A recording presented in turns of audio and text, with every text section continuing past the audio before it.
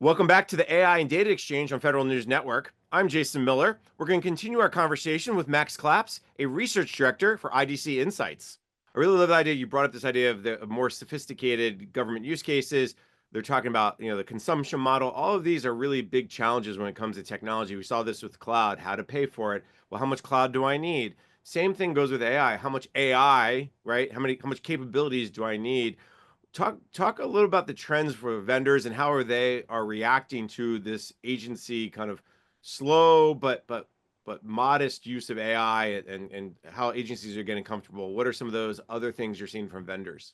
Yeah, absolutely. So again, back to the point that we were making about the hype and probably passing the cusp and the pinnacle of that hype and trying to come down the curve. The vendors experience a period where they say, okay, we have this bright and shiny new tool. How can we make money out of it right away? And why isn't everybody consuming the packaged options that we have in our software as a service platform? We are only asking for an extra $25 or $35 per user, right? And we're not asking necessarily the question, is that user getting value for at least $45, right?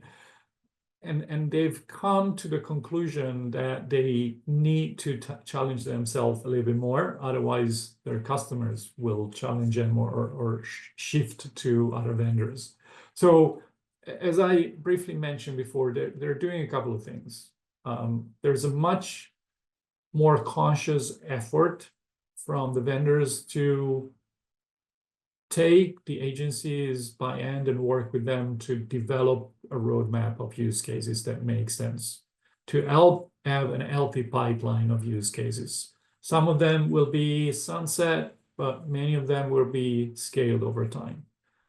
There's also an effort from the vendors, not all of them, but most of them, to provide tools, toolkits, methodologies around risk and responsible use of AI.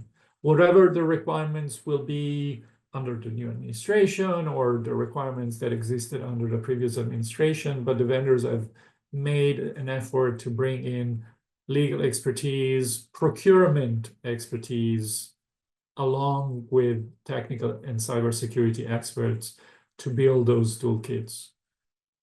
And then last but not least is the consumption models, right? Which is the other side of the coin of the procurement approaches from the federal government, the procurement vehicles.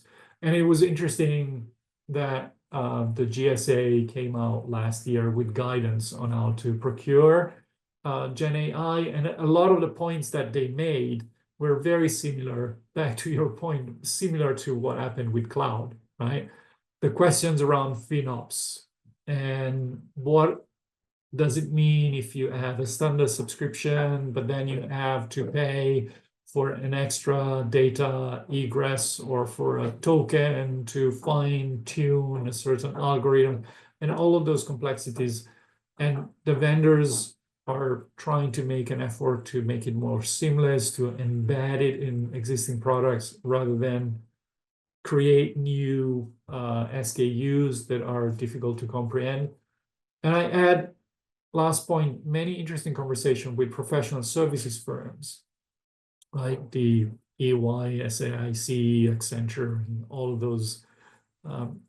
And the federal agencies are asking them to play a role in helping figure out those complexities in terms of consumption models, right? So the pressure on the AI and Gen AI vendors is also coming from their partner ecosystem to make the whole process of procuring and implementing easier, more valuable.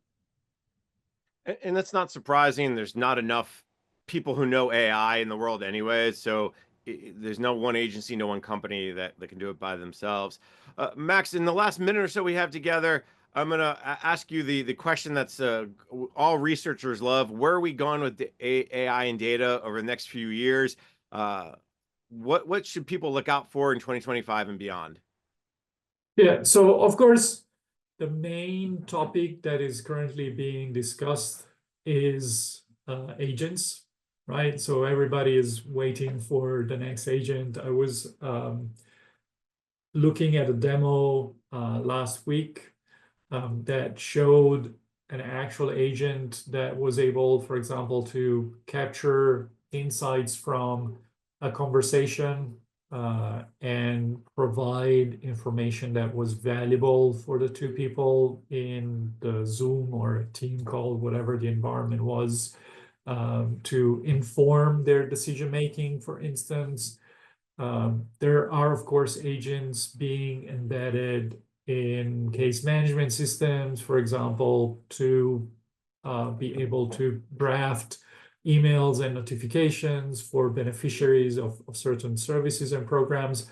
I'm looking forward to the stage where agents are going to be an orchestration of different algorithms that can really close the loop around complex processes like child welfare, child protection type of process or service, for example, or some family benefits or TANF or those kind of things, right? The more complex combination of processes.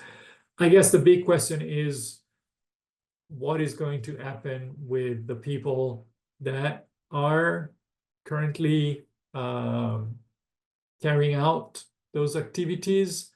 And I think we're still at a stage where there's a gap in skills and talent where AI can bring some parity in terms of capacity. Although, of course, we are starting to have conversation about making some government employees redundant, but there's still a question to be answered there.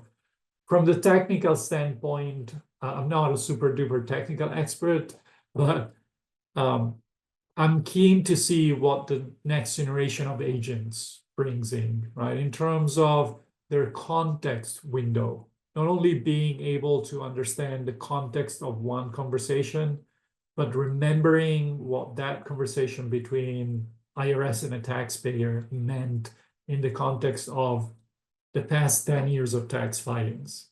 And I don't think the current agents are there yet, but that's an interesting evolution that I'm keen to observe. And just real quick, when you talk about agents, you're talking about the capability on the machine that is, for instance, you and I are having this conversation and there's an agent that's working with us to, you bring up an issue that goes back and grabs the document that says, oh, here's the document you're looking for. So it's listening is the right word, or is it just you're prompting it to go find me that document, that playbook, that whatever? Yeah, no, the mechanism would be that I don't need to prompt it anymore. I invite the agent to the conversation. So there's a degree of control where I oversee whether I want the agent to participate or not, or interfere or look into a certain data set, and I need to authorize that agent to look into a certain data set. But then proactively, the agent listens in and brings in the relevant information, or it tells me, look, if you're going for this benefits program, then you may need to drop this tax credit because legally you cannot have both, right? That type of reasoning that becomes, when I was saying it should become a little bit more sophisticated. All right. That is very interesting to be, again, something we'll probably all have to get used to, just like the rest of these technologies as they've come in. It's, I think, using something like Microsoft Word that kind of predicts the next sentence or next word you type is taken me a few months to kind of get used to, and not always right, but I think like anything else, it takes time. Max, I very much enjoyed our conversation. Unfortunately, we are out of time for this session of the AI and Data Exchange. So let me thank my guest. Max Claps is a research director for IDC Insights. Max, thanks so much for taking the time. Thank you very much, Jason. It was a pleasure. I look forward to our next conversation. I do too. I'm Jason Miller, and you're watching Federal News Network. Now, let me send you back to the studio for more from the AI and Data Exchange.